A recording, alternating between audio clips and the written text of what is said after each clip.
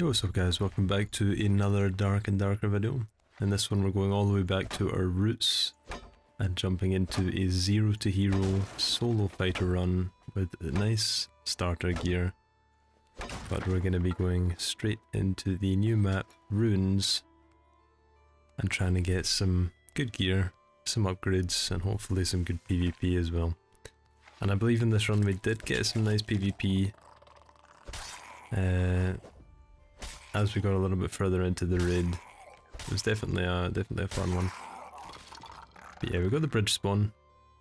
Not the worst spawn, but not the best spawn. It's usually like one of the busiest areas on the map, so you kind of want to, if you spawn here, you want to get out of here. You know, within the first like 5 minutes, I think. Especially if you don't have any gear. Yeah, I think this was towards the start of the playtest because, as you can see, the map is very dark.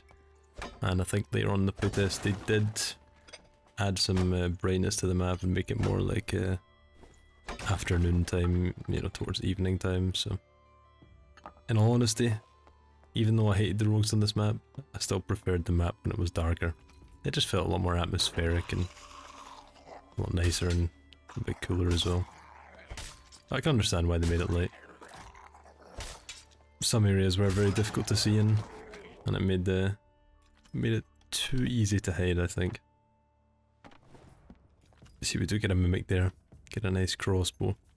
Unfortunately we don't have the class mastery perk on, so we can't use the crossbow. Normally on a zero to hero run, I like to have the multi-class perk on the fighter, just so we can, you know, if we find a good weapon we can immediately upgrade from the default arming sword into something a little better. But I didn't take it this time. Going more for the sword and shield build. Trying to maximize our starting equipment as much as I can. I head across the bridge here. Just like all zero to hero runs, smashing barrels, smashing crates. Killing all of the PvE around us early on, just trying to get some gear upgrades. Trying to find some better armor or equipment is always a top priority. And then it allows us to PvP a little bit later on into the raid. Easier than it would be with absolutely no gear. But yeah, just taking it easy, kiting the skeletons. You know, I was a big fan of the shield perks for zero to hero because it made it really nice to actually PvE with. Using the shield block and then getting a quick hit in. And then blocking again, getting a quick hit in is very nice and easy. It's a useful tool for anyone who's starting out with zero gear. But I think when it comes to PvP, the shield perks were kind of meh, to be honest. Didn't actually help all that much. Especially if you're getting mobbed by 2 or 3 players. You can only block so many attacks before they start getting jabs through on you, and it's just, it's not really efficient. But it is good against Barbarian, I'll say that much. Being able to block that first armor reduction hit is very important, so... I can see why people like Sword and Shield on Fire. But I think I'm still more of a two-hander. Now we get these mummies, take them out nice and easily. Takes a while to kill them with the default arming sword, but... Since we're pretty fast and we don't have any heavy equipment on, we can just walk backwards and attack. Some nice coffins down here. These coffins can have some pretty good loot in them sometimes. Definitely not to be overlooked.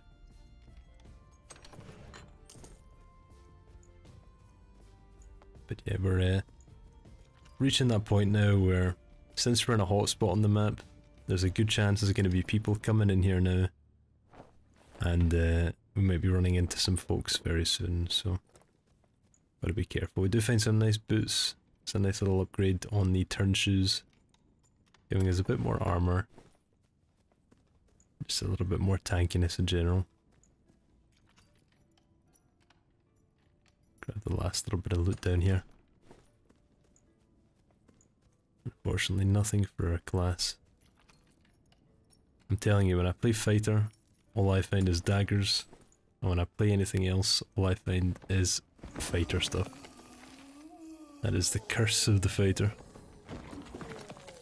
I swear the game is rigged to make you not find the gear for your class.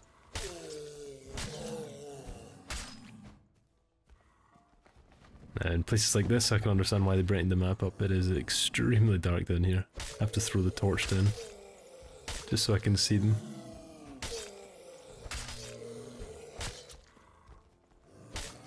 Yeah, I asked you guys in my last video what games you're all playing, and there were some common denominators among the Dark and Darker fans. I saw a lot of you play Rust, and a good chunk of you are playing, you know, Elden Ring and a lot of the other fantasy single player games. Some strategy games in there too. It's nice to see. I pretty much play everything. Come from Valorant, CSGO, play a lot of Rocket League. Hell, I even play like EVE Online, things like that. Very diverse background when it comes to gaming. But if you're coming from FPS, probably be best sticking to Ranger on Dark and Darker. Aiming for those headshots. Yeah, we spent a little bit of time down here. There's a lot to loot and a lot of things to kill.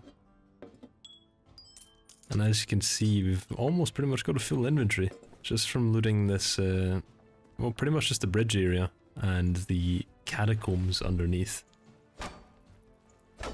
So it is a good place to spawn, actually. Better than I thought it was, but it's still dangerous. I think we've been lucky in the fact that we've not had anyone drop down on us or had anyone lurking around in the shadows. But the circle's getting a bit smaller now, so we're definitely going to be running into people when we head back up. As you can see, just making use of that shield there. And we do hear people above us.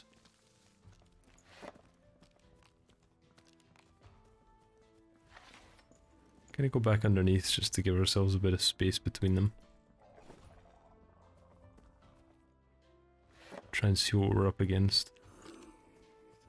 It's not an ideal scenario to get a 3-man dropping down on us, so gotta get up there as quick as possible.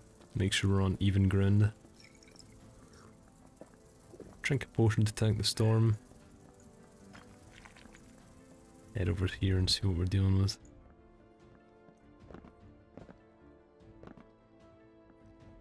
Looks like they ran away pretty fast. Not sure exactly where they went. We have to loot this chest and then head up and see if we can find out where they went. Just grab this barrel as well, see if we can get some better gear.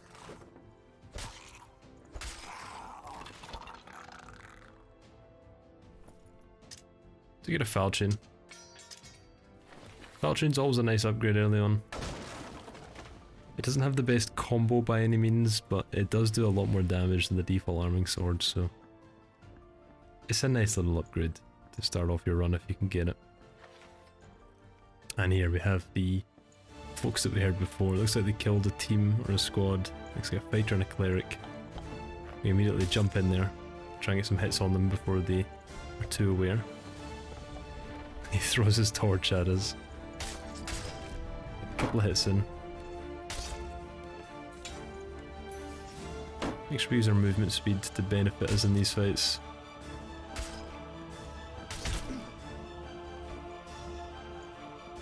Take down that fighter and then take down the cleric as well. Yeah, that's the good thing about Zero to Hero, is that you have your movement speed and you can dodge very easily as long as you use your swing and as long as you control your body movement as well. You can actually swing pretty hard and make yourself hard to hit just by throwing your whole body to the side whilst you're fighting someone. Definitely something to get good at in Dark and Darker. Yeah, it looks like they had pretty full inventories as well. Must have been looting a hefty amount across the map. Fighter had a nice Barbuta helm. And we're kind of out of space here, so drop that ancient scroll, throw the crossbow in. That's a lovely pickup for a Zero to Hero run. That's like a full-on gear upgrade for us going into our next run. And the Barbuta helm's really nice as well.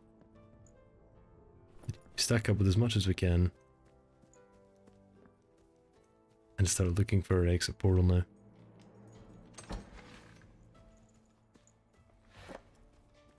Now we do stumble across the camp here.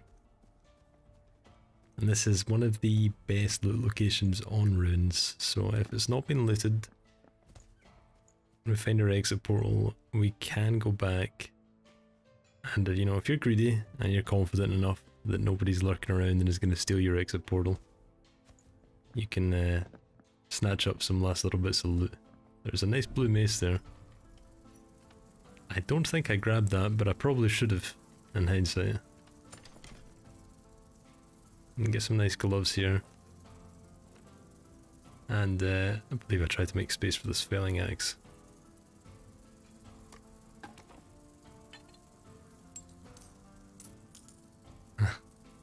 Trying to manage your inventory when you're in the storm is a little bit stressful, even when nothing's happening.